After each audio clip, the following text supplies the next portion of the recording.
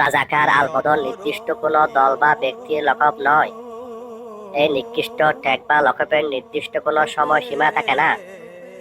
এটা পরিস্থিতি বুঝে তার রং বা অবস্থান পরিবর্তন করে।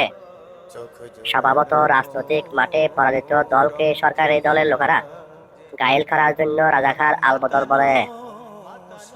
বিশেষ করে বিরোধী দলের যে সমস্ত লোকেরা ইসলামিক কালচার লালন পালন করে, সেই সাথে আল কোরআনের আলো ঘরে ঘরে জালো এই স্লোগানে বাংলাদেশকে একটা ইসলামী রাষ্ট্র বানাতে চায়, তাদেরকে পাকিস্তানি রাজাকার বলে।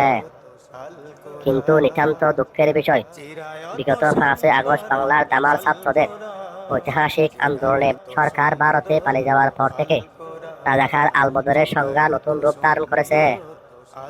বিগত 50 বছর ধরে যে সমস্ত লোক বা দলকে খাদের কাকুরা এভাবে অপমান করে আসছিল, আল্লাহর অশেষ রহমতে তাদেরকে রাজাকার আলবদর থেকে দায় মুক্তি দিয়ে নব্য দল বা ব্যক্তির উপর এই নিকৃষ্ট লকবটি সওয়ার হয়েছে।